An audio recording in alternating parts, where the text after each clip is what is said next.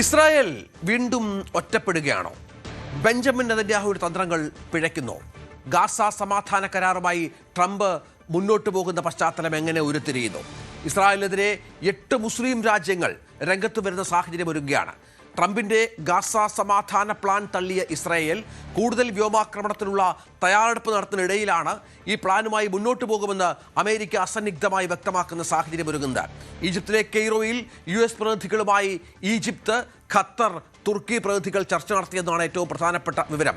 ചില ചർച്ചകളിൽ ഹമാസിന്റെ പ്രതിനിധികളും ഉണ്ടായിരുന്നുവെന്ന റിപ്പോർട്ടുകൾ കൂടി പുറത്തു വരുമ്പോൾ ഹമാസുമായി നേരിട്ടുള്ള ചർച്ചയ്ക്ക് അമേരിക്ക തയ്യാറാകുന്നു എന്നുള്ളത് ട്രംപിനെ സംബന്ധിച്ചിടത്തോളം വളരെ പ്രധാനമാണ്. അത് നെതന്യാഹുവിനെ ചൊടിപ്പിക്കുന്നത് ഒട്ടും ശരിയായ തരത്തിലായിരിക്കില്ല എന്നത് ഉറപ്പുമാണ്. TG സയ്യിദ് ഏറ്റവും പുതിയ വിവരങ്ങളുമായി ചേരുന്നു. സയ്യിദ്, ചെറിയ കാര്യമല്ല. നേരത്തെ തന്നെ നെതന്യാഹു പ്രസിഡന്റായാൽ അതിനുള്ള തെരഞ്ഞെടുപ്പിൽ പിന്തുണയ്ക്കുമോ എന്ന ചോദ്യത്തിന് മുഖം തിരിച്ച ട്രംപ് ഇപ്പോൾ ഗാസ സമാധാന കരാറുമായി ബന്ധപ്പെട്ട് ചർച്ചയ്ക്ക് മുന്നിട്ടിറങ്ങുകയാണ്. ഇത് നെതന്യാഹുവിനെ, ഇസ്രായേലിനെ ഒറ്റപ്പെടുത്താനാണ് എന്ന കാര്യത്തിൽ സംശയമില്ലല്ലോ.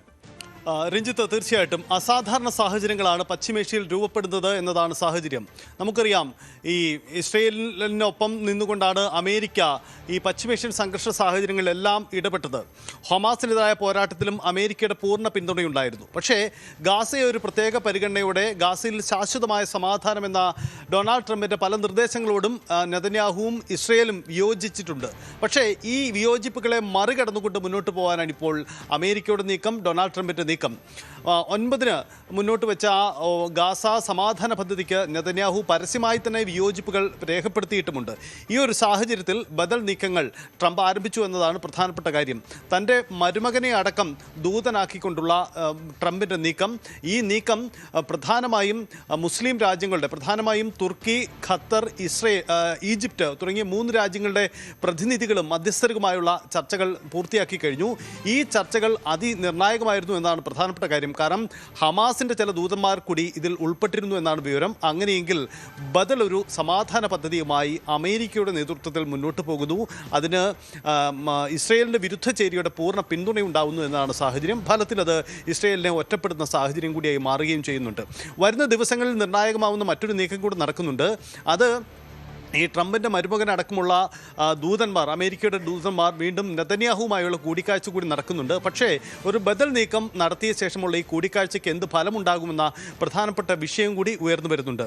ഈ സമാധാന പദ്ധതിയിൽ ട്രംപ് മുന്നോട്ട് വയ്ക്കുന്ന നിലപാടുകൾ ഇങ്ങനെയാണ്. അതായത് ഈ വിഷയത്തിൽ ഗാസയിൽ സൈനിക നീക്കങ്ങൾ പൂർണ്ണമായും ഇസ്രയേൽ നിർത്തിവെക്കണമെന്ന അമേരിക്കൻ ആവശ്യമുണ്ട്. ആവശ്യത്തോട് നെതന്യാഹു ഒരു അർത്ഥത്തിലും സഹകരിക്കുന്നില്ല. അതേസമയം ഇസ്രയേൽ സൈന്യം ഗാസയിൽ നിന്ന് പിന്മാറണമെന്ന മറ്റൊരു ആവശ്യം, അതിനോടും സഹകരിച്ചിട്ടില്ല. ഹമാസിനോട് ആയുധങ്ങൾ വെച്ച് കീഴടങ്ങണമെന്ന ആവശ്യമുണ്ട്. ഒപ്പം തന്നെ പുതിയൊരു സിവിലിയൻ പാലസ്തീൻ ഭരണകൂടത്തിന് കീഴിൽ ഗാസയെ കൊണ്ടുവരിക എന്ന മറ്റൊരു നിർദ്ദേശം കൂടിയുണ്ട്. അപ്പോൾ ഇതിനൊന്നും, ഈ സമാധാന പദ്ധതിക്ക് ഒന്നും ഇതുവരെയും ഇസ്രയേൽ വഴങ്ങുന്നില്ല എന്നതാണ് സാഹചര്യം. നെതന്യാഹു വഴങ്ങിയിട്ടില്ല. അപ്പോൾ രൂപപ്പെടുന്ന സാഹചര്യം മറ്റൊന്നാണ്. അതുകൊണ്ടുകൂടിയാണ് ഒരു ബദൽ നീക്കത്തിന് ഡൊണാൾഡ് ട്രംപ് തയ്യാറാവുന്നത് എന്നതാണ് സാഹചര്യം. ഇസ്രയേലിൽ നെതന്യാഹുവും ഡൊണാൾഡ് ട്രംപും ഉൾപ്പെടുന്ന ഒരു വലിയ ചേരി, അതിൻ്റെ ദുർബലാവസ്ഥ നമ്മൾ ഈ പശ്ചിമേഷ്യയിൽ ഇറാൻ അമേരിക്ക പോരിനിടയിൽ കാണുകയും ചെയ്തു. അതിൻ്റെ ഒരു പുതിയ പ്രതിഫലനം കൂടിയാണ് ഇപ്പോൾ രൂപപ്പെടുന്നത്.